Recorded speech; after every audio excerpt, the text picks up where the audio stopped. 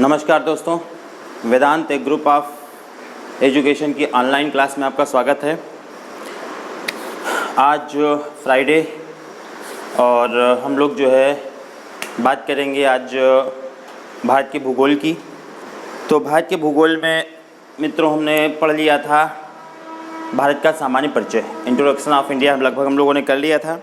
उसमें भारत की जो पूरी पृथ्वी पर विस्तार जो है वो कहाँ पर है वो देख लिया था। बात कितने डिग्री अक्षांशों के बीच में, कितने डिग्री देशांतरों के बीच में है, भारत के राज्यों की पोजीशन क्या थी, भारत के पड़ोसी देश कौन कौन से हैं।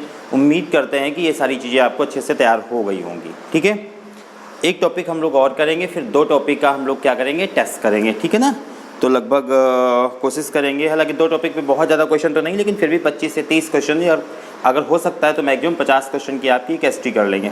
ओके, तो इस हफ्ते हम लोग क्या कर रहे हैं, अभी चूँकि हिंदी और इंग्लिश के सर नहीं आ पा रहे हैं तो वो लोग भी अगले हफ्ते से जुड़ेंगे। तो इस हफ्ते हम लोगों ने क्या किया था कि हमने कहा था कि आपको कि 3 दिन हिस्ट्री और 2 दिन ज्योग्राफी हम लोग करेंगे। तो ज्योग्राफी जो है आपकी फ्राइडे को करेंगे और सैटरडे को जो है हम आपको करंट की क्लास करेंगे, प्लस जो है सैटरडे को करंट और रीजनिंग क्लास देंगे। ठीक है, उसके बाद नेक्स्ट वीक से कुछ शेड्यूल ऐसा बना है, कुछ बच्चों के फ़ोन आए थे सर साइंस को भी जोड़ा जाए, है ना। तो ये विचार है कि 2 दिन हिस्ट्री, देखिए मेन जो जीएस के हैं वो 5 सब्जेक्ट आपके होते हैं। एक आपका जैसे हिस्ट्री है ना, एक ज्योग्राफी है, पॉलिटी है, इकोनॉमी है और जनरल साइंस है। इसमें अगर हम बात करें पॉलिटी की तो थोड़ा सा छोटा सब्जेक्ट होता है, इकोनॉमी भी आपका सिलेबस थोड़ा सा कम होता है, इकोनॉमी का भी सिलेबस इतना बड़ा नहीं है, लेकिन टेक्निकल है निश्चित तौर पर। ओके ना, तो जैसा आप राय दें तो या बीच में हो सकता है एक सब्जेक्ट को इस तरीके से बढ़ाया भी जा सकता है कि 2 दिन हिस्ट्री, 2 दिन आपकी साइंस या संविधान, जो भी चीज़ आप लोग इंटरेस्टेड हो पढ़ने के लिए पहले उसको डाला जा सकता है, और 2 दिन जो है आपका भारत का भूगोल, या जैसे चल रहा है जैसे 3 दिन आपकी हिस्ट्री चल रही है ना, और 2 दिन आपकी ज्योग्राफी और 1 दिन करंट अफेयर्स पूरा जो है हम लोग रखेंगे। तो ये चीज़ें हैं, तो ऐसा भी रखा जा सकता है जैसा चल रहा है। तो देखिए मेरा कुछ 1-2 बच्चों का, हालांकि एक ही बच्चे का फ़ोन आया था उसमें कि सर जो है साइंस या और सब्जेक्ट, क्योंकि सब्जेक्ट बहुत सारे हैं, लॉकडाउन खुलते ही उत्तर प्रदेश पीसीएस का एग्ज़ाम संभवतः संपन्न होगा, क्योंकि 21 जून को होना था, लेकिन देश की ऐसी स्थितियों के कारण अभी तो संभव नहीं है, लेकिन सिलेबस बहुत बड़ा है ना। तो जैसा हो थोड़ा कमेंट बॉक्स में जो है या हमारे पर्सनल फ़ोन पर जो है आप उसको व्हाट्सएप पे जो है बताएं कि कैसा क्या है, अपने सुझाव जरूर दें, है ना। और जो वनडे एग्ज़ाम है उसमें भी लेखपाल की जो 5200 भर्ती हैं वो वेटिंग में लगी हुई हैं। जैसे ही उम्मीद है लॉकडाउन ख़त्म होगा या उसके पहले ही, जैसे उत्तर प्रदेश पीसीएस ने क्या किया कि अपना फॉर्म जो है निकाल दिया, उसी तरीके से हो सकता है कि लेखपाल भर्ती का फॉर्म भी बहुत जल्दी जो है आ जाए। ओके, चलिए तो कुछ टॉपिक की शुरुआत की जाए। तो सब लोग जुड़ गए, ठीक है। चलिए अब धीरे धीरे से चुके हैं, कुछ लोगों को और जोड़ा जाए। पहले भी कह चुके हैं कि टेक्निकल फील्ड में देखिए हम लोग हमेशा मार्कर और बोर्ड वाले लोग रहे हैं, तो इतनी टेक्नोलॉजी का थोड़ा सा, लेकिन आज के भागम भाग की ज़िंदगी में और इस प्रकार की लाइफ में जो है तकनीक से जुड़ना पड़ेगा। इसके फ़ायदे भी है कहीं ना कहीं से, है ना। तो टेक्नोलॉजी से जुड़ रहे हैं धीरे धीरे। संभवतः कमियां जो थी, देखिए जो फर्स्ट डे क्लास ली थी, फिर सेकेंड डे क्लास ली गई, वो धीरे धीरे दिन प्रतिदिन आपका सुधार होता चला जा रहा है।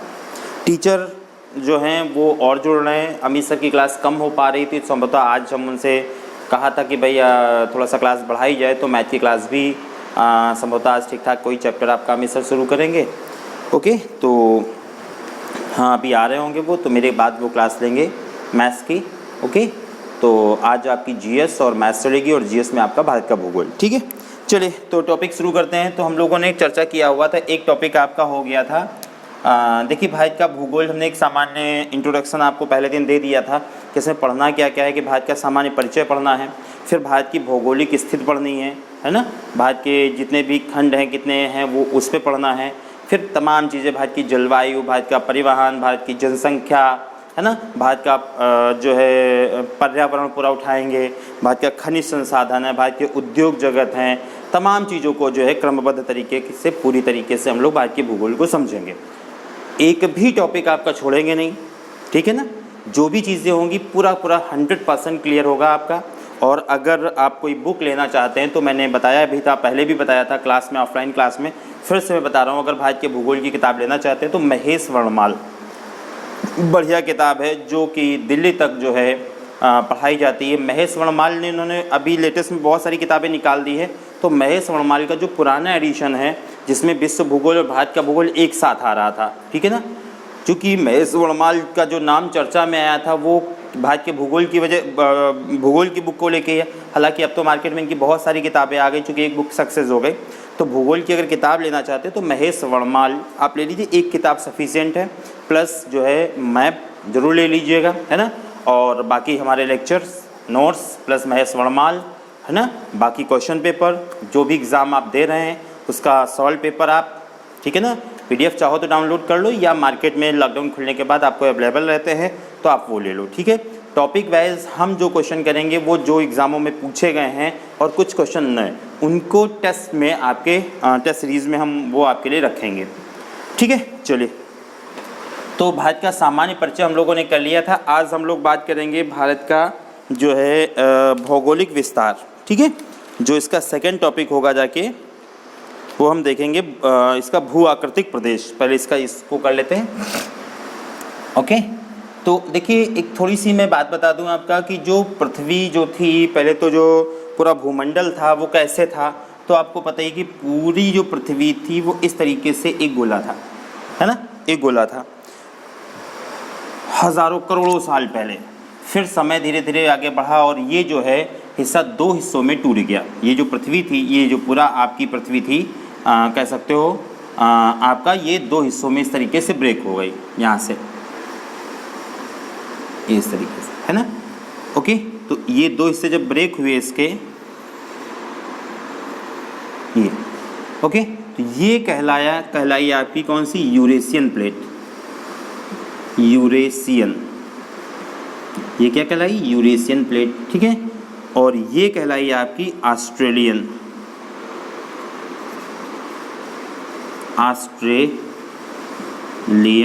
प्लेट, ठीक है। यूरेशियन प्लेट और ऑस्ट्रेलियन प्लेट, ये दो प्लेटों कहलाई, और इसे आप कह सकते हो हिंदी में और थोड़ा सा एक नाम मिलता है, गोंडवाना लैंड, है ना, इसका नाम क्या मिलता है, गोंडवाना लैंड, ठीक है। और इसको क्या कहते हैं, अंगारा लैंड, अंगारा, ठीक है। तो इस तरीके से दो हिस्सों में जो है पृथ्वी का डिवाइडेशन हो गया। फिर और समय आगे बढ़ा, ओके ना, तो फिर यहाँ से फिर और टुकड़े होने चालू हुए। जैसे यहाँ से एक टुकड़ा इस तरीके से अलग हुआ, ओके, ये यहाँ से, तो ये आपका बनेगा जाके क्या, उत्तरी अमेरिका, उत्तरी अमेरिका। आपको पता है, राइट ना, टोटल कितने आपके 7 महाद्वीप हैं, है ना, 7 महाद्वीप हैं। तो ये हम विश्व भूगोल में चर्चा करेंगे। तो ये हिस्सा इस तरीके से अलग हो गया, ये बना जाके उत्तरी अमेरिका। इधर का हिस्सा ये अलग हुआ जाके, तो ये बना जाके आपका क्या, दक्षिणी अमेरिका। इधर का हिस्सा क्या हुआ जाके, बना जाके आपका यूरोप, है ना। इधर का हिस्सा क्या हुआ जाके, ये बना जाके आपका एशिया, ओके, एशिया। इधर का हिस्सा जो अलग हुआ जाके वो क्या बना जाके आपका अफ्रीका। और ये हिस्सा आपका जो है नीचे विस्थापित हो गया, और ये क्या बन गया जाके, ऑस्ट्रेलिया, ऑस्ट्रेलिया, ठीक है ना। तो आपका एशिया हो गया, यूरोप हो गया, उत्तरी अमेरिका हो गया, ओके, दक्षिणी अमेरिका हो गया, अफ्रीका हो गया, ऑस्ट्रेलिया हो गया। और इसका एक टुकड़ा और जो है ये इस तरीके से, ये वाला जो था ये विस्थापित होकर बिल्कुल नीचे चला गया, ठीक है ना, ये विस्थापित होकर जो है बिल्कुल नीचे चला गया, और ये बन गया जाके आपका अंटार्कटिका द्वीप। तो इस तरीके से पूरी पृथ्वी का जो विभाजन है वो कितने खंडों में हुआ, 7 महाद्वीपों में हो गया, ठीक है। चलिए मैं आपको थोड़ा सा दिखाता हूँ। ये जो आपकी पूरी पृथ्वी है, पूरा पहले क्या थी, एक गोला थी, है ना। ये पूरी पृथ्वी जो थी पहले क्या थी, एक गोला थी, ओके ना। अब देखिए इसका क्या हुआ, टुकड़ों में विभाजन हुआ। तो इस तरीके से ये देखिए क्या हो गया जाके आपका उत्तरी अमेरिका, दक्षिणी अमेरिका, है ना, ये है आपका अफ्रीका। और इस प्लेस को क्या कहते हैं, यूरेशिया, क्योंकि यूरोप और एशिया जो है ये है यूरोप का हिस्सा, और ये एशिया। तो यूरोप और एशिया जो है वो एक ही भूभाग पर है। फिर इसका एक टुकड़ा इधर विस्थापित होकर आया जो कहलाया ऑस्ट्रेलिया, और ये है आपका अंटार्कटिका द्वीप जिस पर मनुष्य निवास नहीं करता है। तो टोटल महाद्वीपों की संख्या कितनी है? 7 महाद्वीप है। ठीक है, रेखाओं से हमने कल परिचय आपको करा ही दिया था कि भारत के बीचों बीच से खींचे जो यहाँ से ये जो भूमध्य रेखा है ये जो बीचों बीच से खींची जाती है, ये रेखा कितने महाद्वीपों को छूकर निकलती है? तो 3 महाद्वीप हो जाएंगे। कौन से महाद्वीप हो जाएंगे? एक तो हो जाएगा ये आपका दक्षिण अमेरिका, एक हो जाएगा आपका अफ्रीका, और एक हो जाएगा ये कौन से हैं? एशिया के द्वीप हैं। 3 महाद्वीपों को छीती जो 0 डिग्री अक्षांश से खींची जाने वाली रेखा है। कल हम लोगों ने चर्चा किया था कि भारत के बीचों बीच से कौन सी लाइन गुजरती है, तो हम लोगों ने क्या पढ़ा था? कर्क रेखा, जो उत्तरी गोलार्ध में 23.5 यानी कि 23.5 डिग्री अक्षांश से गुजरती है। इसे हम लोग क्या करते हैं? कहते हैं कर्क रेखा। अब क्वेश्चन ये पूछता है कि कर्क रेखा निम्न में से किस महाद्वीप को नहीं छूती है? तो अगर आपको ये पता है कि किसको इसको छूती है तो इसमें से जो भी आपको ऑप्शन दे देगा एक राइट ना बाहर का, तो आप आसानी से निकाल लोगे। तो सबसे पहले हम लोग देख लें, देखिए ये कौन सा है? उत्तरी अमेरिका। उत्तरी अमेरिका से होते हुए फिर अफ्रीका से होते हुए और ये एशिया, भारत के बीचों बीच से होकर ये गुजरती है। यानी कि अगर हम देखें कर्क रेखा कितने महाद्वीपों को छूती है, तो कर्क रेखा भी आपकी 3 महाद्वीपों को छूती है। ठीक है, थोड़ा सा पहले सामान्य देखिए, समझना बहुत ज़रूरी है। जब तक आप भूगोल को समझेंगे नहीं, टेक्निकल कहाँ क्या है, कहाँ कौन सी लाइनें हैं, तब तक आपको है ना उष्णकटिबंधीय क्षेत्र, शीतकटिबंधीय क्षेत्र, शीतोष्णकटिबंधीय क्षेत्र, है ना, तमाम जलवायु भारत की जब हम पढ़ेंगे तो वो आप समझ नहीं पाओगे। मैं पहले ही बता चुका हूँ, बहुत ही मज़ेदार है, टेक्निकल सब्जेक्ट होता है, बहुत ज़्यादा रटने की इसमें ज़रूरत नहीं होती है, लेकिन समझना बहुत ज़रूरी है। ठीक है, तो ये आपका हो गया उत्तरी गोलार्ध और ये था आपका दक्षिण गोलार्ध। देखिए उत्तरी गोलार्ध में आपका महाद्वीप यानी कि स्थलीय भाग ज़्यादा है और नीचे आपका क्या है? जल आपका ज़्यादा है। ये आपका भारत था जिसमें कल हम लोगों ने चर्चा किया था। ये बंगाल की खाड़ी, वे आप बंगाल हो जाएगा, ये अरब सागर, और ये एक हिंद महासागर, इकलौता ऐसा सागर है जो किसी देश के नाम पर है जिसका नाम है हिंद महासागर। चलिए दक्षिण गोलार्ध की बात करें तो दक्षिण गोलार्ध में 23.5 डिग्री अक्षांश से गुजरने वाली रेखा कौन सी है? ये है मकर रेखा आपकी। ठीक है ना, मकर रेखा। क्वेश्चन बनता है भाई मकर रेखा किन द्वीपों, किन महाद्वीपों को छूकर निकलती है? तो मकर रेखा भी आपकी हो जाएगी, ये कौन सा है आपका? ये हो जाएगा दक्षिण अमेरिका, ये हो जाएगा आपका अफ्रीका और ये हो जाएगा ऑस्ट्रेलिया। ठीक है ना, ये 3 महाद्वीपों को छूकर, यानी कि तीनों लाइनें 3 महाद्वीपों को छूकर निकलती हैं। भूमध्य रेखा जो थी आपकी, ठीक है ना, तो भूमध्य रेखा दक्षिण अमेरिका, अफ्रीका और एशिया। कर्क रेखा आपकी कौन सी हो जाएगी? कर्क रेखा हो जाएगी उत्तर अमेरिका, अफ्रीका और एशिया। जो मकर रेखा है वो दक्षिण अमेरिका और अफ्रीका और ऑस्ट्रेलिया होकर, ठीक है ना, गुजरती है। अब क्वेश्चन ये पूछा जाता है कि कौन सा महाद्वीप ऐसा है जिससे होकर भूमध्य रेखा, कर्क रेखा और मकर रेखा, तीनों रेखाएं आपस में होकर गुजरती हैं, तीनों रेखाएं जिससे होकर गुजरती हैं। ठीक है ना, तो आपका आंसर क्या हो जाएगा? आपके सामने कुछ बहुत ज़्यादा रटने की जरूरत ही नहीं है। वो महाद्वीप कौन सा है आपका? ये महाद्वीप कौन सा है? अफ्रीका महाद्वीप, है ना। अफ्रीका महाद्वीप जो है आपका वो क्या है? उससे होकर तीनों रेखा, देखिए आपकी ये है भूमध्य रेखा भी गुजर रही है और ये आपकी कौन सी? कर्क रेखा भी गुजर रही है और ये आपकी मकर रेखा भी। तो तीनों लाइनें जो है आपकी अफ्रीका महाद्वीप से होकर गुजरती है। ठीक है, चलिए तो इस तरीके से जो पृथ्वी थी वो आपस में जो है बटी, तो 7 खंड इसके हुए जो महाद्वीप कहलाए। अच्छा, भारत जो पहले था, भारत की पोजीशन क्या थी? चलिए थोड़ा सा हम आते हैं बोर्ड पे, है ना, इसको रखते हैं।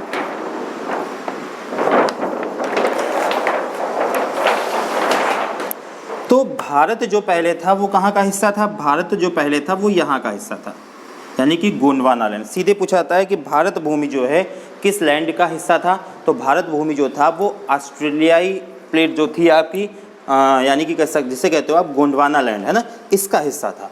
लेकिन जब ये विस्थापन की क्रिया हुई, सारे अलग हुए, तो भारत जो है इससे टूटा, इससे ब्रेक हुआ और टूट के इसने क्या हुआ? अपने उत्तर की यात्रा तय की और ये उत्तर की ओर विस्थापित हुआ। ठीक है ना, उत्तर की ओर जब विस्थापित हुआ तो यहाँ पर जो है ये प्लेट जो आपकी कौन सी? यूरेशियन प्लेट, जिसे अंगारा लैंड कहते हैं, ये यहाँ पर विस्थापन के दौरान यहाँ पर क्या था? एक सागर था जिसका नाम था टेथिस सागर।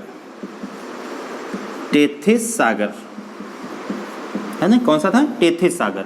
यहाँ पर टेथिस सागर भरा हुआ था। तो इस टुकड़ा जो ये खंड था भारत का, राइट ना, ये जो खंड था भारत का, इस तरीके से इसने उत्तरवर्ती की यात्रा की और यहाँ जाकर ये जो है टकराया।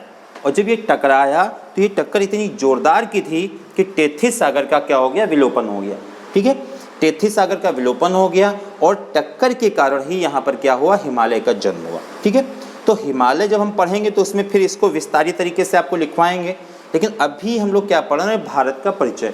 तो भारत का जन्म कैसे हुआ, भारत का जो भारत की भूमि है उसका उदय कैसे हुआ, सीधे क्वेश्चन पूछा जाता है। मैंने बताया ना कि भारत किस भूमि का हिस्सा है, तो भारत वर्तमान समय में देखेंगे तो यूरेशियन प्लेट का हिस्सा है, और लेकिन एग्जाम में आंसर क्या जांचा जाता है कि साहब जो है ऑस्ट्रेलियाई प्लेट का हिस्सा, ऑस्ट्रेलियन प्लेट का हिस्सा है या गोंडवाना। तो एक प्रश्न कहीं ना कहीं से हमारे ये छात्रों के दिमाग में खड़ा होता है कि सर ये भारत तो यहाँ पर है, तो इसका आंसर ये गोंडवाना लैंड या ऑस्ट्रेलियन प्लेट क्यों जांचा जाता है। इसका वजह यही है कि भारत जो है पहले कहाँ का हिस्सा था, भारत यहाँ का हिस्सा था, और फिर इसने जब उत्तरवर्ती यात्रा तय की तो फिर जाके ये यहाँ पर जब टकराया तो टेथी सागर का विलोपन हुआ और यहाँ पर हिमालय का जन्म हुआ, और वर्तमान समय में भारत कहाँ पर है, वो यहाँ पर है। ठीक है, इसी तरीके से जब आप ये देखेंगे कि अमेरिका, उत्तरी अमेरिका और दक्षिण अमेरिका का जब विस्थापन इधर की ओर हुआ, तो उत्तरी अमेरिका और दक्षिण अमेरिका जब देखेंगे आप, ठीक है ना, हालांकि ये विश्व भूगोल का मामला है लेकिन थोड़ा सा मैं आपको परिचय करा देता हूँ। और देखिए, तो ये सारी चीज़ें क्या थी, इधर की ओर थी। जब इसने अपना विस्थापन जो है इधर किया, तो अब देखिए दोनों ये देखेंगे, राकी पर्वत कहाँ है आपका, तो ये आपका राकी पर्वत है, ठीक है ना, ये आपका राकी पर्वत, और ये पर्वत कौन सा है, एंडीज पर्वत है। ठीक है, ये राकी पर्वत है और ये कौन सा, एंडीज पर्वत है। अब दिमाग में कहीं ना कहीं से क्वेश्चन बनता है कि राकी पर्वत या एंडीज पर्वत दोनों ही जो महाद्वीप हैं, इन दोनों महाद्वीपों में इसी ओर क्यों है, इसी ओर क्यों है, राइट ना। तो ये जो पर्वतों का निर्माण हुआ, ये पर्वतों का निर्माण विश्व भूगोल का एक हिस्सा है। थोड़ा सा चर्चा कर लेते हैं।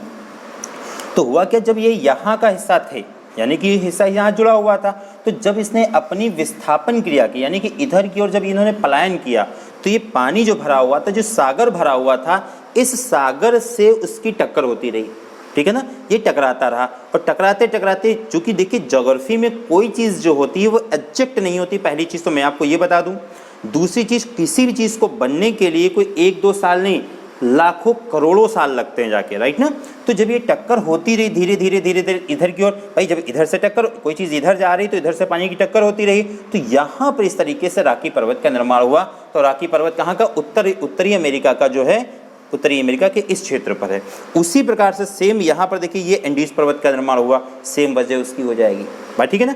तो इतनी चीज़ें हम लोग को थोड़ा सा बेसिक चीज़ें हम लोगों ने समझी। चलिए ओके, तो इस तरीके से आपका महाद्वीपों का निर्माण हुआ। और भारत वर्तमान समय में किसका हिस्सा है, तो भारत वर्तमान समय में यूरेशियन प्लेट या अंगारा लैंड का हिस्सा। लेकिन अगर किसका हिस्सा था या भारत किसका हिस्सा है, तो आपका आंसर क्या जांचेंगे, गोंडवाना लैंड। ठीक है, भारत का परिचय हमने कल कर लिया था कि भारत जो है कितने डिग्री अक्षांशों पर है, कितनी डिग्री देशांतरों पर है। अब हेडिंग हमारी जो आज का या नया टॉपिक होगा, ये होगा जाके भारत के भू आकृतिक प्रदेश था, ठीक है ना, भारत के भू आकृतिक प्रदेश, ये हम देखेंगे। ओके, तो देखिए क्या हुआ कि प्रकृति ने हमको किन किन चीज़ों से नवाजा है, कौन कौन सी चीज़ें प्रकृति ने हमको प्रदान की है, उन सारी चीज़ों को हम समझने की कोशिश करेंगे। ठीक है, अब देखिए जो भारत का हिस्सा है, तो इसमें जब ये टक्कर हुई जाके, तो यहाँ पर जो भारत का निर्माण होगा जाके, ये किसका निर्माण होगा, हिमालय का, हिमालय का, यानी कि हिमालय क्या है, पर्वत। ठीक है, तो जब हिमालय, देखिए इसको पढ़ेंगे पहले तो समझेंगे, फिर इसके प्रत्येक क्षेत्र को पढ़ेंगे। अब इसमें पूछता है कि हिमालय में भाई ट्रांस हिमालय कौन सा है, राइट ना, और उसमें जैसे माउंट एवरेस्ट जो है किस हिमालय का हिस्सा है ना, जैसे आपका नैनीताल किस हिमालय का हिस्सा है, भीमताल किस हिमालय का हिस्सा है। तो इस तरीके से चोटियाँ पूछ देता है कि उत्तरी हिमालय की सबसे ऊँची चोटी कौन सी है, दक्षिण है ना, दक्षिणी हिमालय की सबसे ऊंची चोटी कौन सी है, पूर्वी हिमालय की सबसे ऊंची चोटी कौन सी है ना, पश्चिमी हिमालय की। तो हिमालय का जो है देखेंगे किस तरीके से, हिमालय का क्षैतिज और ऊर्ध्वाधर, यानी इस तरीके से हिमालय को अच्छे से पढ़ेंगे और इस तरीके से हिमालय को पढ़ेंगे। ओके ना, तो क्षैतिज और ऊर्ध्वाधर इसका पूरी तरीके से विश्लेषण करेंगे। तो हमने देखा कि हमें प्रकृति ने, ईश्वर ने क्या क्या चीज़ें प्रदान की हैं। तो यहाँ पर हमारे पास क्या है, ये है आपका हिमालय। जब इसके नीचे आप आएंगे तो ये हिस्सा जो है आपका, ये हिस्सा क्या कहलाएगा आपका, ये हिस्सा आपका होता है क्या, मैदान, मैदान। अब यहाँ देखिए उत्तर प्रदेश, मध्य प्रदेश, पंजाब का क्षेत्र हो जाएगा, ठीक है ना। तो देखिए पर्वत भी है हमारे पास, ओके, हमारे पास मैदान भी है। उसके बाद यहाँ से लेकर और ये पूरा हिस्सा आपका क्या हो जाएगा, ये पूरा हिस्सा हो जाएगा आपका पठार, ठीक है, देखिए प्रकृति ने हमको किन किन चीज़ों से नवाजा है, कौन कौन सी चीज़ें प्रदान की है। तो हमारे शीर्ष जो मुकुट है वो एक तरीके से कैसा है, हिमालय, ठीक है ना। तो हिमालय, अब उसमें जब हिमालय या पढ़ेंगे तो उसमें देखेंगे हिमालय में क्या, हिमालय खनिज के लिए पर्वतीय क्षेत्र हमारा कैसे है, या हमारा जो है पर्यावरण के लिए हिमालय कैसा है। उसी तरीके से मैदान, तो जैसे इस यहाँ पर देखेंगे जो मैदान है वो आपका किसके लिए, खाद्यान्न के लिए जो है बिल्कुल भंडार भरा हुआ है, और जो खनिज के लिए है वो क्या है आपका पठार, ठीक है ना। जितने भी अभ्रक है, मैगजीन है, वो सारी चीज़ें हम लोग देखेंगे। तो यहाँ पर हम लोग देखेंगे 3 चीज़ें हो गई। अब देखिए यहाँ पर क्या, गुजरात के ऊपर यहाँ पर क्या है, ये यहाँ पर, ओके ना, ये चीज़, ये क्या है आपका, थार का मरुस्थल, थार का मरुस्थल, ठीक है ना। तो प्रकृति ने हमको क्या दिया, मरुस्थल भी प्रदान कर दिया। तो ये हो गया आपका हिमालय यानी पर्वत, मैदान, पठार, मरुस्थल। इधर क्या है आपका, सब पानी भरा हुआ है। तो यहाँ पर क्या हो जाएगा, तटीय भाग हो जाएंगे, है ना, तटीय भाग। तो ये आपका तट हो जाएंगे, ये तट और ये तट, ठीक है ना। तो इसको आप क्या कहेंगे, पूर्वी तट कह देंगे, पूर्वी तट, या इसको जो है पूर्वी घाट भी नाम दिया जाता है। और ये कौन सा हो जाएगा, ये आपका हो जाएगा पश्चिमी तट, ये हो जाएगा पश्चिमी तट, ठीक है। कितने क्षेत्र हो गए, पर्वत, मैदान 2, पठार 3, आपका थार का मरुस्थल 4 और तटीय भाग 5। फिर मैंने कल की क्लास में चर्चा किया था, यहाँ पर क्या है आपका, अंडमान और निकोबार, और ये क्या है, यहाँ पर क्या है, ये आपका, ये है आपका लक्षद्वीप, ठीक है ना। यानी कि कुल मिला के हमारे पास क्या है, हमारे पास द्वीप भी, ठीक है ना। तो पूरे भारत का जो भू आकृतिक प्रदेश देखेंगे, कितने भू आकृतिक प्रदेशों में भारत को डिवाइड किया गया, बांटा गया है। तो भारत को टोटल 6 भू आकृतिक प्रदेश में बांटा गया, ठीक है ना। कितने, 6 भू आकृतिक प्रदेश में। एक तो पर्वत हो जाएगा, दूसरा मैदान हो जाएगा, तीसरा पठार हो जाएगा, और चौथा जो हो जाएगा क्या हो जाएगा आपका, द्वीप हो जाएगा, थार का मरुस्थल हो जाएगा, और ये तटीय भाग हो जाएंगे। 6 हिस्सों में हमारे जो है भारत को डिवाइड किया गया, ठीक है। अब इसमें से प्रत्येक हिस्सा, कोई भी हिस्सा आप पढ़ोगे तो प्रत्येक हिस्से का जन्म कैसे हुआ, भाई ये पठार है तो पठार का निर्माण क्यों हुआ, या मैदान है तो मैदान का ही निर्माण क्यों हुआ, या हिमालय है तो हिमालय का निर्माण क्यों हुआ, इसको हमें देखना पड़ेगा। फिर इसमें मानवीय गतिविधियां देखनी पड़ेंगी, फिर इसमें खनिज संसाधन क्या अवेलेबल हैं वो देखना पड़ेगा, खाद्यान्न फसलें यहाँ पर क्या अवेलेबल है। अब थार के मरुस्थल में यार गेहूँ तुम सोचोगे तो गेहूँ तो वहाँ नहीं मिलने वाला है, या धान की फसल तो नहीं पैदा होने वाली है, स्वाभाविक सी बात है। तो आखिर क्या थार का मरुस्थल हमारे लिए किस प्रकार से लाभदायक है ना, इसका निर्माण। वही भारत का जो ये भारत है उसके एक अंग यानी कि ये हिस्सा अगर देखोगे तो यहाँ पर क्या है आपका, ये है आपका क्या है, मेघालय है ना, जो कि भारत ही नहीं बल्कि क्या हो रहा है, विश्व की सबसे ज़्यादा वर्षा कहाँ होती है, मेघालय में होती है। आपको पता है मेघालय में कौन सी पहाड़ी है, खासी गारो की पहाड़ी। अभी यूपीएससी आईएएस में क्वेश्चन ये पूछा गया था, शायद 2017 का या 16-18 का क्वेश्चन ऐसे था, कुछ मुझे चेक नहीं याद है। तो इसमें कुछ पहाड़ियाँ थी, खासी, गारो, जयंतिया, उनको उसने क्वेश्चन इस तरीके से पूछा था कि पश्चिम से पूर्व के क्रम में इनको लगाइए, ठीक है ना। तो वो हम चर्चा करेंगे जब पर्टिकुलर मेघालय को हम पढ़ेंगे जाके, पश्चिम से पूर्व के क्रम में इनको लगाइए, इस तरीके से क्वेश्चन था। तो यहाँ पर क्या था आपका, देखिए मेघालय में कौन सी पहाड़ी है, खासी गारो की पहाड़ी है, जहाँ पर भारत नहीं, मैंने बताया विश्व की सबसे ज़्यादा वर्षा होती है। अब क्वेश्चन पूछता है विश्व में सबसे ज़्यादा वर्षा कहाँ होती है, तो कोई उसमें जाँच किया था मौसम नाम में होती है और कोई जाँच किया था चेरापूंजी, दोनों ही आंसर सही है, ठीक है ना। लेकिन अब दोनों आंसर किस रूप में सही है, देखिए एक जो है आपका प्लेस ऐसा है जहां वर्ष में सबसे ज़्यादा वर्षा होती है, राइट ना, वो कौन सा है आपका, मौसम नाम है। और एक दिन में सर्वाधिक वर्षा होने का रिकॉर्ड किसके नाम पर है, तो वो है आपका किसके, चेरापूंजी के नाम पे। तो मैं कहने का मतलब है, देखिए प्रकृति देखिए आप, देखिए जब भी आप भारत का मैप लेंगे तो भारत का राजनीतिक मैप या विश्व का राजनीतिक मैप ना लें, भारत का प्राकृतिक मैप लें, क्योंकि राइट ना, फिजिकल मैप जो लेते हैं वो लें आपका फिजिकल मैप। क्योंकि होता क्या है कि हमको पढ़ना क्या है, यही सारी चीज़ें पढ़नी है ना, नदियाँ पढ़नी है, पर्वत पढ़ने हैं, पठार पढ़ने हैं, ओके।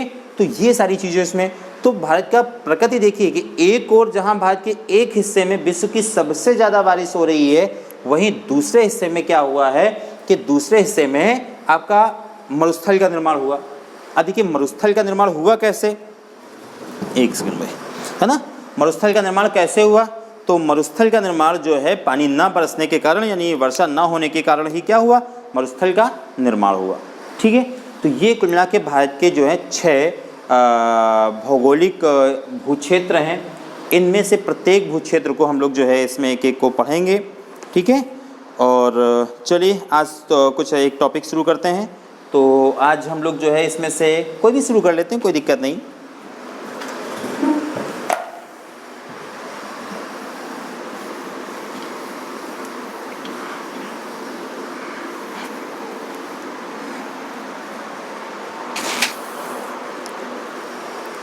ठीक है, तो चलिए इसको लिखते भी जाइए साथ में ना, तभी तो समझ में आएगा। तो हेडिंग डाल दीजिए ना, जिसने डाली हुई एक बार फिर से मैं बता देता हूँ आपके, भारत के भूक्षेत्र, भारत के भू आकृतिक, है ना, प्रदेश, या इसी को कर सकते हो भारत के भौगोलिक, ठीक है, इतने पर्याप्त है ना, भारत के भू आकृतिक प्रदेश। ठीक, चलिए जल्दी से डायग्राम इस तरीके से जैसे मैंने बनाया था जल्दी से ऐसे बनाइएगा। और यहाँ पर क्या लिखेंगे आप, ये आपका हिमालय, हिमालय, ठीक है। ये आपका मैदान, मैदान, ये आपका पठार, ठीक है, ये आपका क्या हो जाएगा, पठार। ओके, ये आपके क्या हो जाएंगे, समुद्री तट, तट, है ना। ये आपके क्या हो जाएंगे,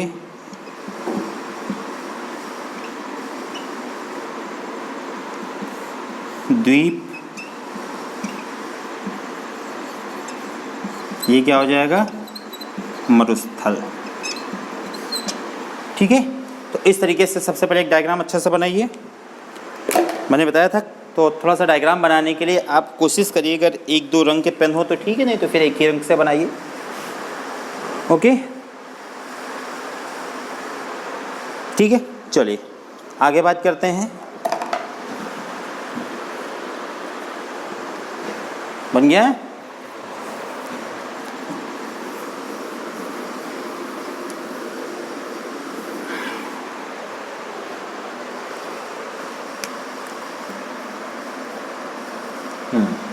चलेंगे। पूर्वी घाट, यहीं से शुरू करते हैं, पहला टॉपिक है ना, 6 सेक्शन हमको पढ़ने हैं। पूर्वी घाट तथा पश्चिमी घाट, पूर्वी घाट तथा पश्चिमी घाट, ठीक है। ओके, चलिए इस तरीके से एक डायग्राम ड्रा करेंगे।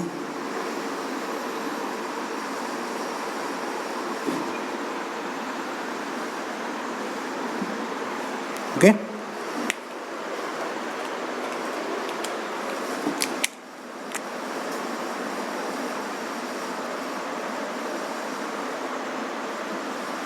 ठीक है, चलिए। तो अब देखिए ये हिस्सा क्या होता है, पूर्व, और ये हिस्सा कौन सा होता है, पश्चिम। यहाँ पर आपको एक झील मिलती है ना, उड़ीसा। उस झील का नाम क्या है, ये क्या नाम है झील का, चिल्का झील।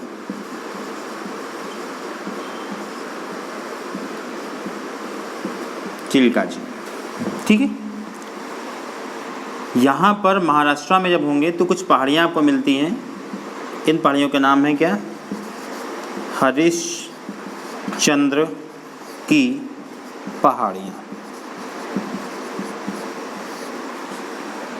ठीक है।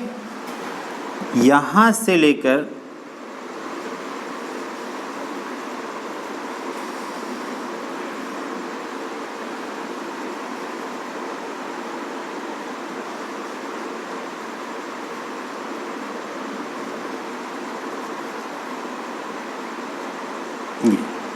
ठीक है, तो ये आपका हो जाएगा कौन सा, ये हो जाएगा आपका पूर्वी घाट, और ये हो जाएगा आपका पश्चिमी घाट। ठीक है।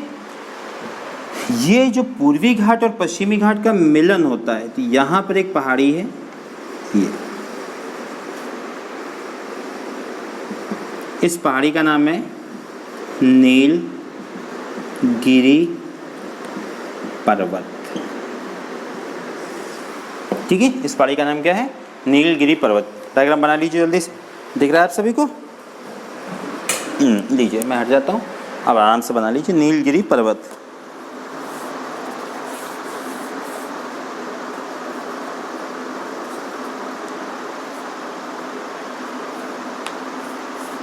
ठीक है,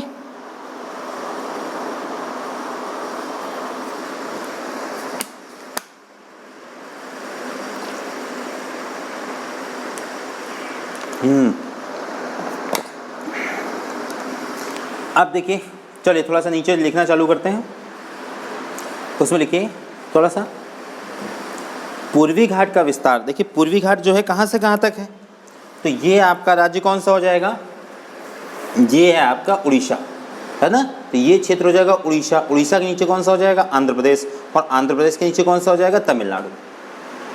ठीक है, इधर का अगर हम विस्तार देखेंगे, पहले इसको लिख लेते हैं। देखिए पूर्वी घाट का विस्तार उड़ीसा में स्थित, पूर्वी घाट का विस्तार उड़ीसा में स्थित चिल्का झील, है ना, से लेकर और नीलगिरी की पहाड़ी तक। देखिए ये लाइन आपकी जो है ये नीचे तक नहीं आएगी, ये यहीं पर रुक जाता है। ठीक है ना। तो पूर्वी घाट का विस्तार कहाँ से कहाँ तक हो जाएगा? पूर्वी घाट का विस्तार जो है चिल्का झील से लेकर और कहाँ तक? नीलगिरी की पहाड़ी तक माना जाता है। ठीक है,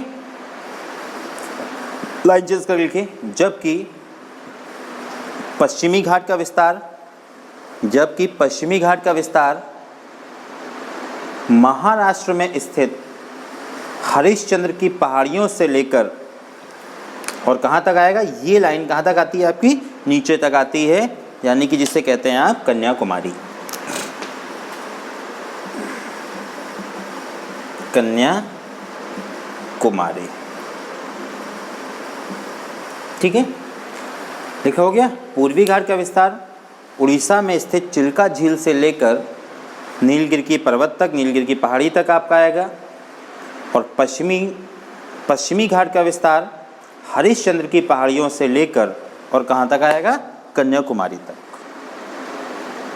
ठीक, अगला पॉइंट आपका हो जाएगा। देखिए पूर्वी घाट और पश्चिमी घाट का मिलन, सीधे क्वेश्चन पूछा जाता है कि पूर्वी घाट और पश्चिमी घाट का मिलन कहाँ होता है। ठीक है, तो पूर्वी घाट और पश्चिमी घाट का जो मिलन है वो कहाँ पर होता है? नीलगिरी की पहाड़ी पर, यहाँ पर, है ना। पूर्वी घाट और पश्चिमी घाट का मिलन कहाँ हो जाएगा? नीलगिरी की पहाड़ी पर। देख लिया, एक पॉइंट और लिख लो। पश्चिमी घाट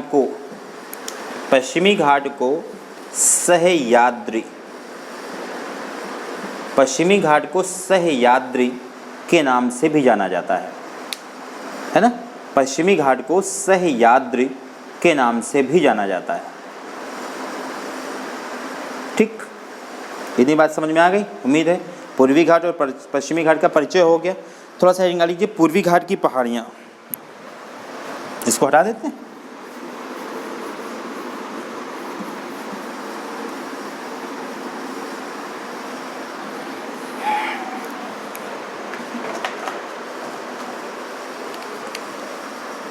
हेडिंग होगी आपकी पूरी मतलब इधर वाला, पूर्वी घाट की पहाड़ियाँ।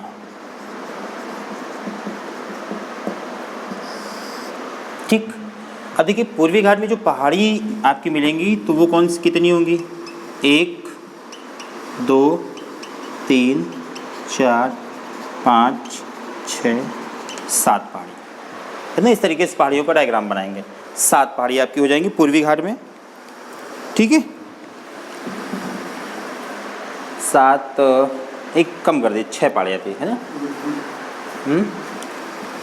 पूर्वी घाट में, पूर्वी घाट की जो है, पूर्वी घाट की पहाड़ियाँ इसमें कर दीजिएगा। पूर्वी घाट की पहाड़ियाँ ओके, और इसमें टोटल पहाड़ियाँ कितनी हो जाएंगी आपकी 7 पहाड़ियाँ हो जाएंगी। ठीक है, नीचे से चालू करेंगे। सबसे पहले तो ये हो जाएगी कौन सी पहाड़ी, सेबे राय। इसका नाम क्या हो जाएगा, सेबे राय की पहाड़ी। लेकिन नाम थोड़े से अजीब, अगर फर्स्ट टाइम आप पढ़ रहे हैं या नहीं सुनी हुई तो थोड़ा सा आपको जो है वो अटपटा लगेगा, सेबे राय। ठीक, दूसरी पहाड़ी जो हो जाएगी वो हो जाएगी जबाड़ी, जबाड़ी की पहाड़ी। पहली पहाड़ी हो जाएगी है ना, पहाड़ी नंबर 1, 2, इस तरीके से नंबरिंग भी कर लीजिए, 3, 4, 5 और 6। ठीक है, तो पहली पहाड़ी कौन सी हो जाएगी, सेबे राय की पहाड़ी हो जाएगी। दूसरी पहाड़ी हो जाएगी जबाड़ी। तीसरी पहाड़ी जो हो जाएगी वो कौन सी हो जाएगी, पल्ला कोंडा। पल्ला कोंडा, थोड़ा नाम अजीब सा है, पल्ला कोंडा। ठीक है, नंबर 1 सेबे राय, नंबर 2 जबाड़ी, तीसरी हो जाएगी आपकी पल्ला कोंडा।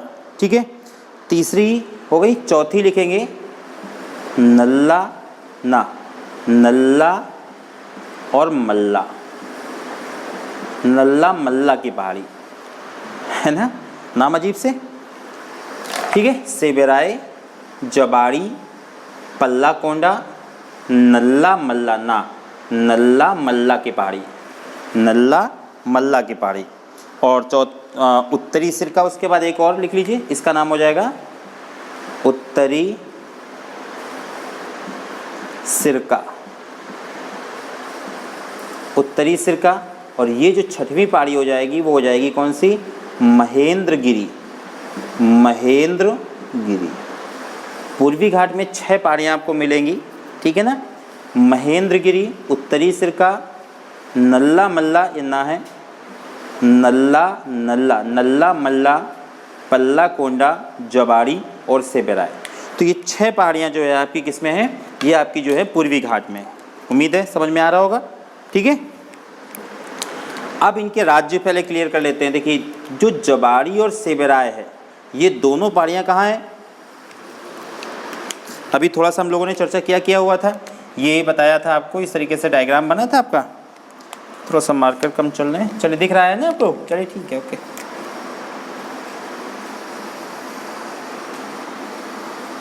है ना, इस तरीके से।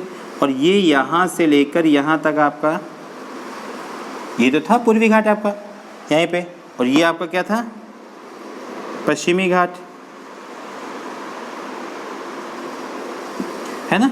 तो ये देखिए, राज्य की अगर हम बात किए थे, ये कौन सा था आपका, उड़ीसा। फिर ये जो है आपका कौन सा राज्य हो जाएगा, ये हो जाएगा आंध्र प्रदेश। और ये नीचे क्या हो जाएगा, ये आपका तमिलनाडु। यानी कि क्वेश्चन अगर पूछता है कि भाई पूर्वी घाट जो है उसका विस्तार कितने राज्यों में है या निम्न में से किस राज्य में नहीं है, तो ये 3 क्वेश्चन, आप 3 राज्य हो गए आपके, उड़ीसा, आंध्र प्रदेश और तमिलनाडु। ठीक है, अगर पूर्वी घाट की हम पहाड़ी की बात करें तो देखो, ये जो नीचे की 2 पहाड़ी हैं, कौन सी, सेबे राय और जबाड़ी, है ना, सेबे राय और जबाड़ी। ये दोनों पहाड़ियाँ कहाँ मिल जाएंगी, कहाँ होंगी जाके, किस राज्य में होंगी जाके, तो ये दोनों पहाड़ियाँ होंगी जाके तमिलनाडु, तमिलनाडु में। ठीक है, फिर ये जो आपकी पल्ला कोंडा, नल्ला मल्ला और उत्तरी सिरका, ये तीनों पहाड़ियाँ होंगी जाके किसमें, आपकी आंध्र प्रदेश में। ठीक है, और जो महेंद्रगिरी होगी जाके, ये कहाँ पर होगी जाके, ये होगी जाके पहाड़ी कहाँ पर आपकी, ये होगी जाके उड़ीसा में। ठीक है, उम्मीद है मैं आपको समझा पा रहा हूँ। ठीक है, बोर मत होइएगा, है ना। देखिए, जो चीज़ें होती हैं कि भूगोल में क्या होता है, 90% छात्र केवल सोलर सिस्टम पढ़े होते हैं, सूर्य ग्रह चंद्रमा, है ना, उपग्रह जो है भाई, है ना, कौन सा पीला ग्रह, कौन सा हरा ग्रह, कौन सा नीला ग्रह, भूगोल को उतना ही समझते हैं। एग्जाम में जब क्वेश्चन आते हैं, अच्छा ये पता नहीं कहाँ से आउट ऑफ सिलेबस पूछ लेते हैं, है ना, ये आउट ऑफ सिलेबस नहीं है भाई, भारत का भूगोल आप पढ़ रहे हैं। अगर भारत की पहाड़ियाँ आपको नहीं पता, आपके भारत के पर्वत नहीं पता, भारत की नदियाँ नहीं पता, भारत के दर्रे नहीं पता, भारत के खनिज नहीं पता है ना, भारत के उद्योग धंधे नहीं पता है, तो फिर भारत के बारे में पता क्या है, राइट ना, भारत के बारे में पता क्या है, ओके ना। तो इसलिए ये सारी चीज़ें, अब देखिए ये क्वेश्चन अगर उत्तर प्रदेश पीसीएस या यूपीएससी या अदर एग्जाम उठाइए तो उसमें क्वेश्चन तो थोड़ा सा और अच्छी स्टैंडर्ड बना देता है।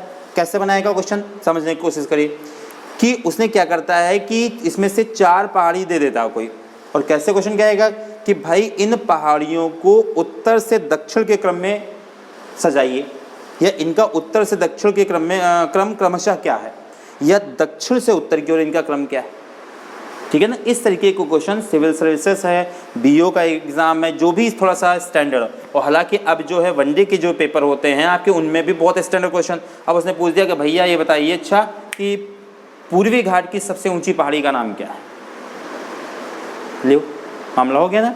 तो पूर्वी घाट की सबसे ऊंची चोटी कौन सी है, महेंद्रगिरी, ठीक है ना। पूर्वी घाट की सबसे ऊंची चोटी कौन सी हो जाएगी, महेंद्रगिरी। ये पूर्वी घाट की कौन सी 2 पहाड़ियाँ जो है तमिलनाडु में है, तो जबाड़ी और सेबेराय जो है 2 तमिलनाडु में है, पल्लाकोंडा, नल्ला मल्ला, उत्तरी सिरका, नाम में 2 बार पढ़ोगे याद हो जाएंगे, एग्ज़ाम देना है तो तैयारी करनी है तो 2-3 बार जैसे प्रैक्टिस करोगे, है ना। पल्लाकोंडा, नल्ला मल्ला, उत्तरी सिरका, ये कहाँ पे हैं, ये तीनों जो है पहाड़ियाँ किस में है, आंध्र प्रदेश में है। महेंद्रगिरी जो है आपकी वो कहाँ पर है, उड़ीसा में, ठीक है। यानी कि कुल मिला के पूर्वी जो घाट है वो भारत के कितने राज्यों में फैला है, तो पूर्वी घाट हो जाएगा उड़ीसा, आंध्र प्रदेश और तमिलनाडु, है ना। ये 3 राज्यों में फैला हुआ है। चलिए जल्दी से इसको डायग्राम बनाइए, फिर थोड़ा सा आगे लिखते हैं। उम्मीद है बन गया होगा, मज़ा आ रहा है, समझ में आ रहा है, मज़ा आएगा निश्चित।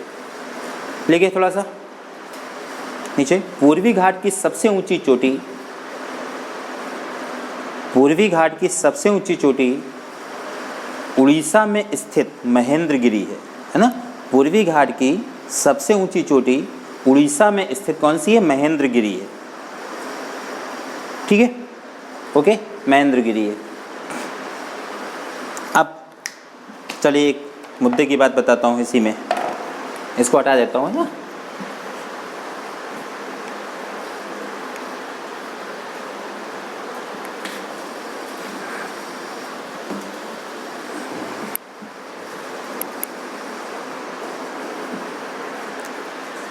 इस तरीके से एक डायग्राम बनाएंगे,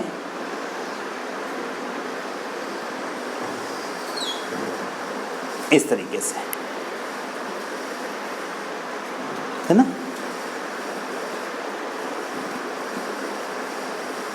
ये डायग्राम बनाइए,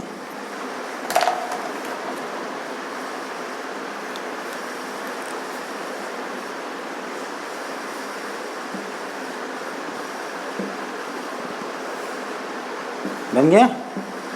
अब देखिए यहाँ पर ये क्या है, ये है महेंद्रगिरी पर्वत, महेंद्रगिरी जो है आपकी चोटी जो थी, ठीक है। और ये जो है ये क्या है आपका, विशाखापत्तनम, ये क्या है आपका, विशाखापत्तनम जगह का नाम है आपका, प्लेस है, ठीक। अब देखिए अगर ये क्वेश्चन पूछा जाता है कि भाई पूर्वी घाट का सबसे उत्थित स्थान कौन सा है, यानी कि सबसे ऊंचा स्थान कौन सा है, तो आपका आंसर क्या हो जाएगा, विशाखापत्तनम। कौन सा हो जाएगा, विशाखापत्तनम, पूर्वी घाट का सबसे ऊंचा स्थान, अगर ये क्वेश्चन पूछा जाता है। और अगर ये क्वेश्चन पूछा जाता है कि भाई पूर्वी घाट की सबसे ऊंची पहाड़ी कौन सी है, तो पूर्वी घाट की सबसे ऊंची पहाड़ी कौन सी हो जाएगी, तो आपका आंसर हो जाएगा क्या, महेंद्रगिरी। पूर्वी घाट की सबसे ऊंची पहाड़ी कौन सी हो जाएगी, महेंद्रगिरी। इसको लिख लीजिए नीचे, लिखिए क्या लिखा था, पूर्वी घाट की सबसे ऊंची पहाड़ी महेंद्रगिरी है, किंतु, या आगे लिख लीजिए या उसी में नीचे लिख लीजिए, पूर्वी घाट का सबसे उत्थित या सबसे ऊंचा स्थान, पूर्वी घाट का सबसे ऊंचा स्थान विशाखापत्तनम है, ठीक है। पहाड़ियाँ से आपको तैयार हो गई थी, महेंद्रगिरी है ना, उत्तरी सिरका, नल्ला मल्ला, पल्लाकोंडा, ठीक है ना, जबाड़ी और सेबेराय, ठीक। चलिए लाइन से उसको लिखिए, पूर्वी घाट की सभी पहाड़ियाँ, जो हम लोगों ने कितनी पहाड़ियाँ भी देखी, 6, कौन कौन सी 6 देखी, एक बार फिर से देख लेते हैं। ये आपकी कौन सी थी, महेंद्रगिरी, ठीक, 3, 4, 5। पहली पारी कौन सी थी आपकी, सेबराय, जवाड़ी, पल्लाकोंडा, नल्ला मल्ला और महेंद्रगिरी, 5 ही हुई, ठीक है ना। सेबराय, जवाड़ी, ये 2 कौन सी थी, तमिलनाडु में थी, ठीक है ना। फिर 3 आपकी कौन सी थी, कहाँ पर थी, आपकी उत्तरी सिरका, है ना, नल्ला मल्ला, पल्लाकोंडा, उत्तरी सिरका, और 7वीं कौन सी थी, महेंद्रगिरी। तो लिखिए, पूर्वी घाट की सभी पहाड़ियाँ जितनी हैं वो सब कैसी हैं, अवशिष्ट पर्वत। अब ये क्या होते हैं, आपको पता ही है, जब अवशेष बचते हैं, अपर्दन क्रिया जिसे कहते हो आप, लैटराइजेशन क्रिया के फलस्वरूप जो अवशेष बचते हैं उसे क्या कहते हैं, अवशिष्ट पर्वत, ठीक है। कैसी पहाड़ियाँ हैं जितनी भी हैं, नल्ला मल्ला, पल्लाकोंडा, जवाड़ी, सेबराय, महेंद्रगिरी, तो ये कैसी हैं, अवशिष्ट पर्वत है, यानी कि, ठीक है ना, अवशेष। अगला पढ़ने के लिए, पूर्वी घाट की औसत ऊंचाई, पूर्वी घाट की औसत ऊंचाई 700 से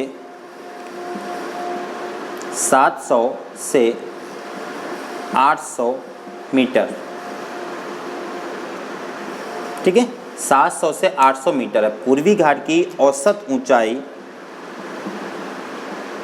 700 से 800 मीटर है, ठीक है, ओके, क्लियर है। अब देखिए इसमें क्या करते हैं हम लोग, जैसे इधर की ओर बढ़ते हैं उत्तर की ओर, वैसे ऊंचाई क्या होती है आपकी, अधिक होती है, और दक्षिण में क्या है, वो कम है। नीचे एक पॉइंट लिख लो, पूर्वी घाट में दक्षिण से उत्तर की ओर जाने पर, पूर्वी घाट में दक्षिण से उत्तर की ओर जाने पर ऊंचाई बढ़ती जाती है, ऊंचाई बढ़ती जाती है ना। पूर्वी घाट में उत्तर से दक्षिण की ओर जाने पर ऊंचाई बढ़ती जाती है, ठीक है। चलिए, एक शब्द अभी हम लोगों ने जिक्र किया, लैटराइजेशन, थोड़ा सा रीडिंग आ लीजिए, यहीं पे चर्चा कर लेते हैं। लैटराइजेशन लिखिए, लैटराइजेशन, उसमें 2-3 लाइनें रख लिए। सामान्य तौर पर मृदा मतलब मिट्टी, सामान्य तौर पर मृदा 2 प्रकार की होती है, सामान्य तौर पर मृदा 2 प्रकार की होती है। नंबर 1, सिलिका वाले तत्व, जिसमें आपका सिलिका अधिक होता है, तो नंबर 1 सिलिका वाले तत्व। सामान्य तौर पर मृदा 2 प्रकार की होती है, नंबर 1 सिलिका वाले तत्व और नंबर 2 एल्यूमिनियम वाले तत्व, एल्यूमिनियम वाले तत्व, ठीक है। उसमें नीचे लिखूं, सिलिका वाले तत्व आसानी से घुल जाते हैं, सिलिका वाले तत्व आसानी से घुल जाते हैं और आसानी से घुल जाते हैं और मृदा में प्रचलित हो जाते हैं, प्रचलित मतलब मिल जाते हैं। सिलिका वाले तत्व आसानी से घुल जाते हैं और मृदा में प्रचलित हो जाते हैं, यानी कि मिल जाते हैं, ठीक है, मृदा में मिल जाते हैं। ये क्रिया लाइटराइजेशन है ना, इसे अपर्दन कहते हैं। अब देखिए 2 तरीके की मिट्टी होती है, एक आपकी कौन सी होती है, एल्यूमिनियम वाली, और दूसरी आपकी कौन सी है, आपने देखी सिलिका वाली। जो एल्यूमिनियम वाली होती है मिट्टी वो कम घुलती है, लेकिन सिलिका वाली मिट्टी जो होती है वो आसानी से घुल जाती है, और जो सिलिका के तत्व होते हैं वो बहकर मिट्टी में जाकर मिल जाते हैं, ठीक है ना, और मिट्टी में मिल जाते हैं, प्रचलित हो जाते हैं, और इस पूरी प्रोसेस को जो क्या करते हैं हम लाइटराइजेशन कहते हैं। और इससे जो मिट्टी निर्मित होती है, राइट ना, उस मिट्टी को क्या कहते हैं, लैटराइट मिट्टी। अभी हम आगे पढ़ेंगे कि भाई चाय की फसल के लिए सबसे उपयुक्त मिट्टी कौन सी होती है, तो कौन सी होती है, लैटराइट मिट्टी होती है। आगे हम लोग चर्चा करेंगे, लिख लो चाहो तो नीचे, मृदा में मिल जाती है। इसके परिणाम स्वरूप लैटराइट मिट्टी का निर्माण होता है, इसके परिणाम स्वरूप लैटराइट मिट्टी का निर्माण होता है, ठीक है, लैटराइट मिट्टी का निर्माण होता है। और इसमें लौह तत्व, इसमें लौह तत्व अधिक होने के कारण, इसमें लौह तत्व अधिक होने के कारण यह लाल रंग की होती है। इसमें लौह तत्व अधिक होने के कारण यह लाल रंग की होती है ना। नीचे लिख लो थोड़ा सा और, यदि किसी मिट्टी में एल्यूमिनियम के तत्व अधिक होंगे, यदि किसी मिट्टी में एल्यूमिनियम के तत्व अधिक होंगे तो वह मिट्टी धूसर, तो वह मिट्टी धूसर होती है। धूसर समझते हैं, धुंधली होती है। तो मिट्टी कैसी होती है? धुंधली होती है, धूसर होती है। ठीक, एक पॉइंट और लिख लो उसमें। लैटराइट मिट्टी मुख्य रूप से, लैटराइट मिट्टी मुख्य रूप से भारत के 4 क्षेत्रों में पाई जाती है।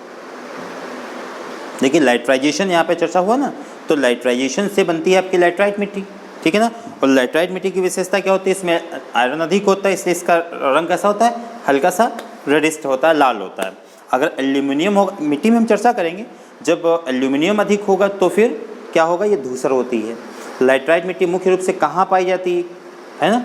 तो लैटराइट मिट्टी मुख्य रूप से भारत के 4 क्षेत्रों में पाई जाती है। लिख लीजिए, नंबर 1 पूर्वी घाट, नंबर 1 पूर्वी घाट, नंबर 2 पश्चिमी घाट, पश्चिमी घाट।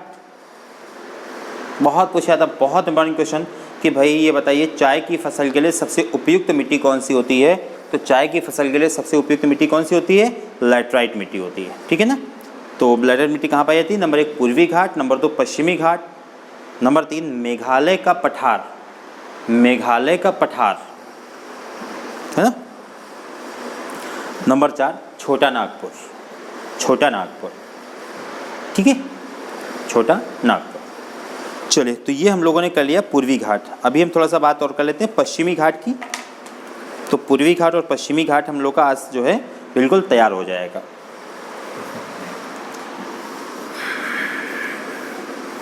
पूर्वी घाट क्लियर हो गया?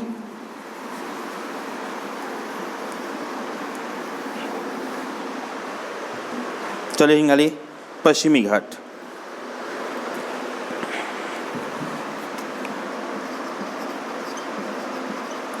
पश्चिमी घाट है ना, और इसी का एक नाम और हमने क्या बताया था अभी? सह्याद्री।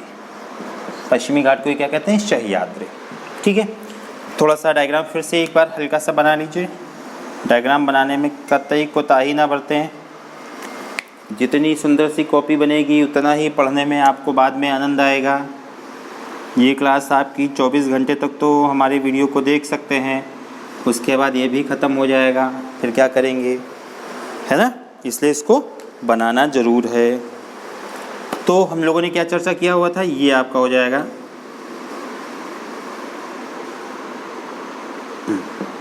यहाँ तक तो था, ये था आपका।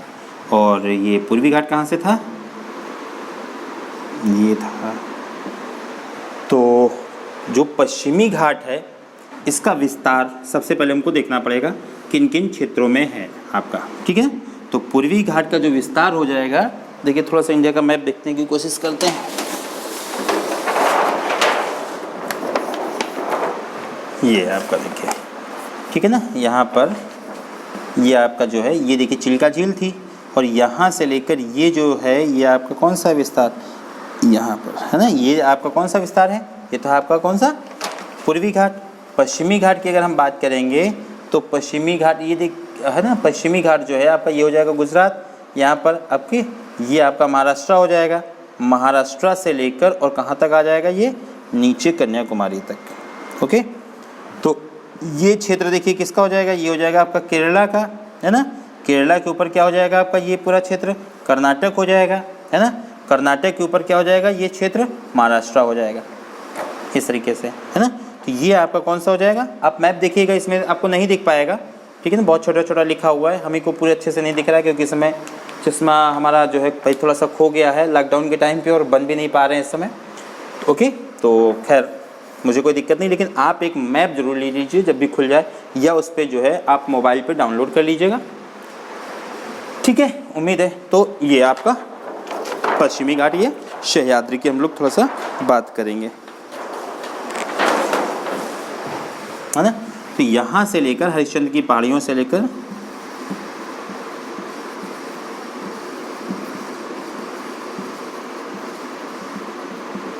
और कहाँ तक, ये कन्याकुमारी तक। ये इसका फैलाव क्षेत्र होगा जाके, ठीक। चलिए ओके, नीचे लिखिए थोड़ा सा। पश्चिमी घाट छोटी छोटी पहाड़ियों में विभक्त है।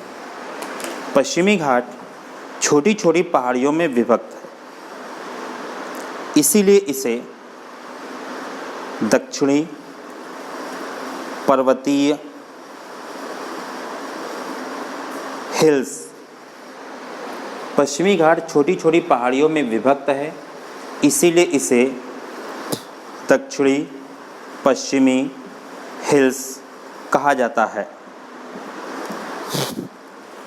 ठीक है ना। दक्षिणी पश्चिमी हिल्स कहा जाता है, ठीक। अब देखते हैं इसमें कौन कौन सी पहाड़ियाँ हैं। इसमें टोटल आपको जो है 4 पहाड़ियाँ बनानी है, 1 2 3 और एक इस तरीके से 4, ठीक। ये 4 पहाड़ियाँ आपकी हो जाएंगी। पहाड़ियों में ये जो पहाड़ी हो जाएगी आपकी, कौन सी हो जाएगी, नीलगिरी। दूसरी हो जाएगी आपकी अन्ना मोलाई, अन्ना मोलाई की पहाड़ी है ना। पहली हो गई आपकी नीलगिरी और दूसरी हो गई कौन सी, अन्ना मोलाई। तीसरी आपकी हो जाएगी कौन सी, ताडवम, ताडवम, ताडवम की पहाड़ी। और चौथी हो जाएगी आपकी पालिनी, पालिनी की पहाड़ी, ठीक है ना। तो पश्चिमी घाट में टोटल जो कितनी पहाड़ियाँ मिलेंगी आपको, 4 पहाड़ियाँ, नीलगिरी, अन्ना मोलाई, ताडवम और पालिनी की पहाड़ी मिलेगी, ठीक है। तो 4 तो ये पहाड़ी हो गई। 2 इसके बाद आपके यहाँ पर मिल जाएंगे दर्रे, 2 दर्रे आपके यहाँ पर मिल जाएंगे। एक दर्रा यहाँ पे मिलेगा। दर्रा क्या होता है, जब भी ज्योग्राफी की किताब आप देखेंगे, अगर इस तरीके का कोई साइन बना हुआ है तो ये समझ लीजिए कि यहाँ पर क्या है, आपका दर्रा है। एक यहाँ पर दर्रा मिल जाएगा, एक दर्रा यहाँ पर आपको मिल जाएगा, ठीक है ना। इस दर्रे का नाम होगा जाके पाल घाट, पाल घाट।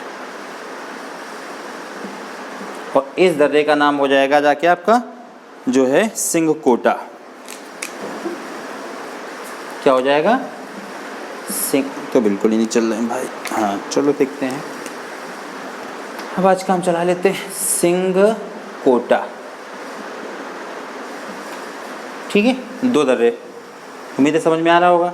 अब देखिए पालघाट जो दर्रा है, किन 2 पहाड़ियों के बीच में। भाई दर्रा क्या होता है, दर्रा जानते ही होंगे, जैसे कोई चीज़ होती है क्या होता है, नहीं बोले छत दर्रा दे गई, है ना। दर्रे को इंग्लिश में क्या कहते हैं, पास। जैसे पहाड़ी के बीच में प्राकृतिक तौर पर क्रैक हो जाता है तो वो क्या होता है, इधर से उधर जाने के लिए एक सुगम रास्ता बन जाता है। इसे क्या कहते हैं, इसे कहते हैं, क्या कहते हैं, दर्रा कहते हैं, ठीक है। ओके, तो ये हो जाएगा आपका पालघाट और दूसरा कौन सा हो जाएगा, सिंघकोटा हो जाएगा, ठीक। तो ये तो हो गए आपके 2 दर्रे। अब देखिए इन पहाड़ियों पर क्या हो जाएंगी, चोटियाँ। ये एक चोटी हो जाएगी नीलगिरी पहाड़ी। नीलगिरी पहाड़ी की सबसे ऊंची चोटी कौन सी हो जाएगी, तो ये हो जाएगी आपकी दोदा बेटा। कौन सी हो जाएगी, दोदा बेटा, दोदा बेटा। नीलगिरी पहाड़ी की सबसे ऊंची चोटी हो जाएगी कौन सी, दोदा बेटा। एक यहाँ पर पहाड़ी आपको मिलेगी, सॉरी पहाड़ी नहीं, चोटी, अन्ना मोलाई जो पहाड़ी, इसमें मिलेगी आपकी अन्नाई मुडी, अन्नाई मुडी की पहाड़ी चोटी, ठीक है। अन्नाई मुडी की चोटी आपकी मिल जाएगी। और ताडवम पहाड़ी की सबसे ऊंची चोटी जो हो जाएगी ये हो जाएगी आपकी कौन सी, अगस्त मोलाई, अगस्त मोलाई, अगस्त मोलाई, ठीक है। ताड़वम पहाड़ी की सबसे ऊंची चोटी हो जाएगी कौन सी? अगस्त मोलाई, ठीक है। पालनी की पहाड़ी, यहाँ पर दो बड़े फेमस पर्यटन स्थल हैं। एक तो आपका हो जाएगा ऊटी और दूसरा हो जाएगा कोंडाई कैनाल। शायद सुने होंगे नाम। जब भी आप साउथ घूमने पर्यटन के रूप में जाएंगे तो वहाँ पर लोग बोलते हैं कहाँ घूम के आ रहे हो? बोले भाई ऊटी घूम के आ रहे हैं ना। ओके, शायद आप लोग गए होंगे, कुछ लोगों ने देखा, बहुत ही बढ़िया है। कभी जब मौका मिले तो ज़रूर जाइएगा, ऊटी और कोंडाई कैनाल, ठीक है। तो ये आपके इतनी सारी चीज़ें आपको पश्चिमी घाट में मिलती हैं। एक्चुअली में मार्कर थोड़ा सा मज़ा नहीं आ रहा है, चलिए देखते हैं, ठीक है। चलिए, तो यहाँ पर देखिए क्या हो गया आपका, ये हो गया आपका नीलगिरी की पहाड़ी, इसको 1 नंबर दे देते हैं। फिर नंबर 2 आपकी पहाड़ी, तीसरी पहाड़ी, और पालनी जो हो जाएगी आपकी ये चौथी पहाड़ी। 4 तो हो गई आपकी पहाड़ियाँ, ठीक। 2 आपके हो गए दर्रे। 5 नंबर आपका पालघाट और 6 नंबर आपका हो जाएगा सिंगकोटा, ठीक है। 6 हो गए, 6 नंबर हो गए सिंगकोटा, ठीक है, गुड। अब उसके बाद 7वां आपका पॉइंट बनता है दोदा बेटा। 8वां पॉइंट बनेगा जाके अन्ना मोलाई। 9वां पॉइंट मिलेगा अगस्त मोलाई। और 10वां पॉइंट हो जाएगा ऊटी। और 11वां पॉइंट हो जाएगा आपका कोंडाई कैनाल। 11वां पॉइंट क्या हो गया? कोंडाई कैनाल, ठीक है। तो इतने सारे क्वेश्चन आपके पश्चिमी घाट से बनकर तैयार होते हैं, ठीक है। नीलगिरी की पहाड़ी, अन्नामोलाई की पहाड़ी, ताड़वम की पहाड़ी, ठीक है। तो इसको डायग्राम बना लीजिएगा। बनाया कि नहीं बनाया? देखिए, आप इसको कैप्चर करने की कोशिश मत करिएगा, स्क्रीनशॉट लेने की, ओके, नहीं होगा। अब देखिए क्वेश्चन यहाँ से कैसे पूछे जाएंगे, ये सबसे इंटरेस्टिंग बात, मेन मुद्दा तो हमारा वही भाई, क्वेश्चन का आंसर सॉल्व कैसे करेंगे। पहला क्वेश्चन तो यही आपका बना भाई कि नीलगिरी की, अन्नामोलाई, ताड़वम, पालनी की पहाड़ियाँ, इनको उत्तर से दक्षिण के क्रम में सजाइए या दक्षिण से उत्तर के क्रम में सजाइए, ठीक। दूसरा क्वेश्चन बनता है कि जैसे अभी हमने पूछा था ना कि पूर्वी घाट में, कि पूर्वी घाट की सबसे ऊंची चोटी कौन सी थी, तो पूर्वी घाट की सबसे ऊंची चोटी कौन सी थी? महेंद्रगिरी। अगर यहाँ पर क्वेश्चन पूछा जाता है भाई पश्चिमी घाट की सबसे ऊंची चोटी कौन सी है, तो पश्चिमी घाट की सबसे ऊंची चोटी कौन सी हो जाएगी? बताइएगा कोई। पश्चिमी घाट की सबसे ऊंची चोटी हो जाएगी अन्नाई मुडी। अन्नाई मुडी पश्चिमी घाट की सबसे ऊंची चोटी अन्नाई मुडी। क्वेश्चन बनता है ऊटी और कोंडाई कैनाल किस पहाड़ी पर स्थित हैं? पालनी पर की पहाड़ी पर। क्वेश्चन बनता है नीलगिरी की पहाड़ी का सबसे ऊंचा स्थान कौन सा है, या नीलगिरी की पहाड़ी की सबसे ऊंची चोटी कौन सी? तो फिर आपका आंसर क्या होगा जाके? दोदा बेटा, ठीक है, ओके। चलिए फिर तो आज यहीं तक हम अपनी क्लास रखेंगे, ओके। और हम इसके बाद अब अमित सर को बुलाएंगे, तो अमित सर आपको जो है मैथ का टॉपिक पढ़ाएंगे, ठीक है। और इसको जो है आगे अगली क्लास में ज्योग्राफी में हम लोग कंटिन्यू करेंगे, ओके। उम्मीद है समझ में आएगा। 1-2 अच्छे नोट्स अपना बनाते जाइए।